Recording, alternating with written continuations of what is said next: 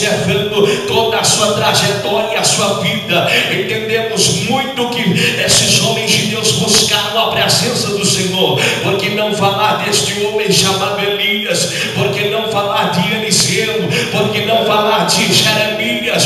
Por que não falar de Daniel na cova dos leões? Por que não falar destes 3 jovens? A Bíblia diz que então chamava esse Sadraque, Mesaque e Abednego, homens que buscaram a Deus e obtiveram resultado da parte do Senhor. A Bíblia diz no 2º livro das Crônicas que assistia um jovem que já foi dito o seu nome aqui. Esse jovem chamava-se Uzias, e a Bíblia diz que nos dias em que Uzias buscou a Deus, Deus o fez prosperar. Então agora Deus vem nos ensinando que vale a pena orar ao Senhor, vale a pena depositar a nossa confiança nele, vale a pena depositar as nossas orações no altar de Deus, porque quem ora tem resposta de Deus, quem ora tem resposta dos céus. E nessa noite, quem está buscando a presença de Deus, eu tenho um recado do céu para a sua vida. Deus irá te surpreender por esses dias, meu irmão. Deus irá te surpreender por esses dias, minha irmã. Acredite, porque Deus é fiel para cumprir a promessa. Glória a Deus, aleluia, Jesus. Agora Deus o levantou para corrigir a nação, e ele dizia ao Senhor: no meio dos anos fase é conhecida, mas no momento da sua ira lembra-te da sua misericórdia. Ele conhecia Deus e sabia que Deus não é só amor, Deus era justiça. E agora ele estava intercedendo para que Deus não matasse toda aquela nação e não deixasse aquela nação agora dividida. Ou seja, que aquela nação agora viesse buscar a ele novamente, de uma forma que outrora eles estavam fazendo. Uma nação que agora estava corrompida. Porém Deus levantou ele para trazer um avivamento sobre aquela nação. E eu já disse isso: avivamento da vida, aquilo que não existe. Eu conheço dentro da Bíblia Sagrada 2 mulheres que deram vida àquilo que não existia. Por que não falar de Ana? A Bíblia diz que então existia um homem que morava nas montanhas de Ramataim e Zofim. Esse homem era chamada Eucana, e a Bíblia diz que esse homem tinha 2 mulheres, uma chamada Ana e outra chamada Penina. A Bíblia diz que então Ana não poderia gerar filhos, mas Penina estava lhe dando sementes e lhe dando filhos. E todos nós conhecemos a história de Ana, nós conhecemos o sofrimento que essa mulher enfrentou, mas Ana estava permanecendo na postura de serva fiel. Ana estava permanecendo na presença de Deus. E agora, porventura, este homem subia de ano em ano para oferecer um sacrifício anual. E a Bíblia diz que então ele pegava na mão de Penina e pegava na mão de Ana, e subiam eles até a cidade de Siló, e ali estavam eles festejando e oferecendo o sacrifício. Mas a Bíblia diz que então Ana agora estava com a sua alma amargurada. A Bíblia diz que Ana orava ao Senhor, pedia a Deus pela sua misericórdia, porque agora estava ela sendo afrontada.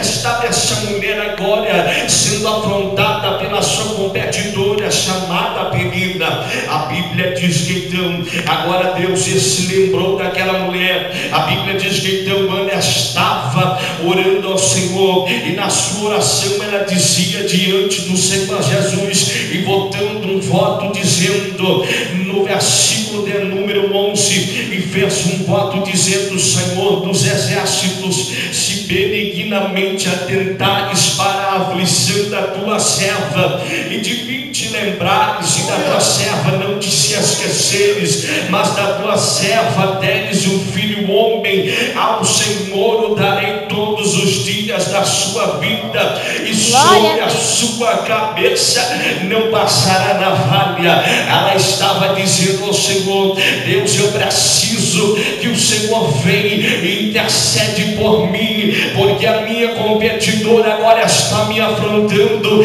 e eu conheço um Deus que não perde batalha, e que quando desce para interceder por nós, a Bíblia diz que ele intercede com gemidos inexprimíveis. E eu quero me dizer: o choro pode durar uma noite, mas pela manhã a vitória vai vir, você vai glorificar o nome dele, porque ele é fiel para cumprir. Quantos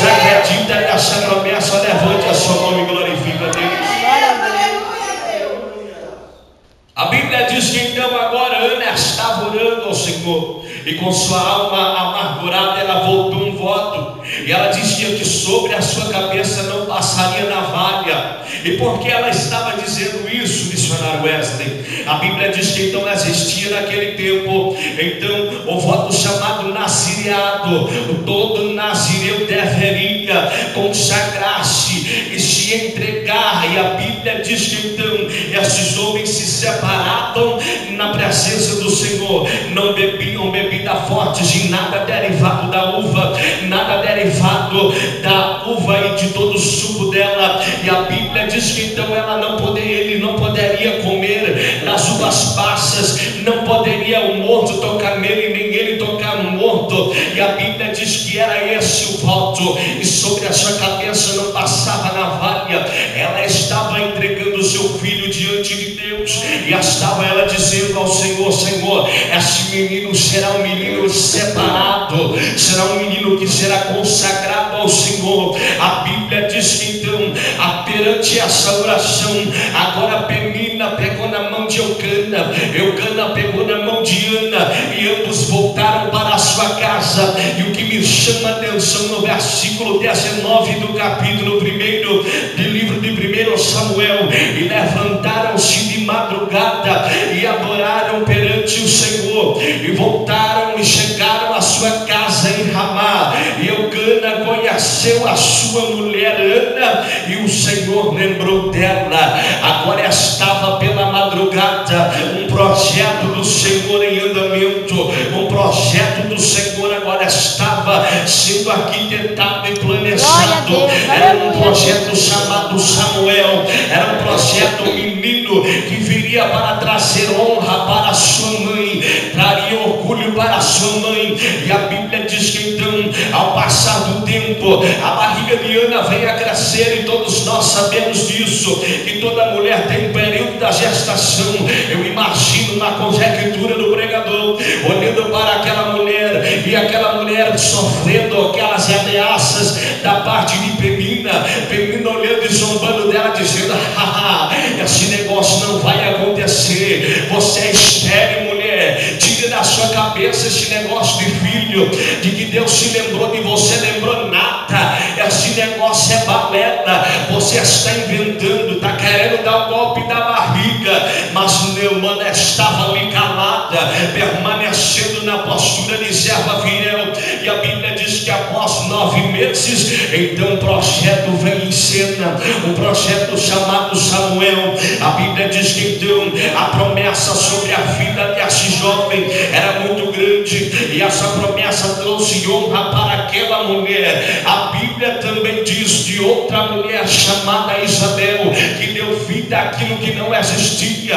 A Bíblia diz que então Isabel era uma mulher chamada Isabel, e a esposa de um homem chamado Zacarias. O Evangelho segundo escreveu Lucas, o capítulo de número 1. Quando você lê este capítulo, você vai entender os projetos e o plano do Senhor sobre essa família.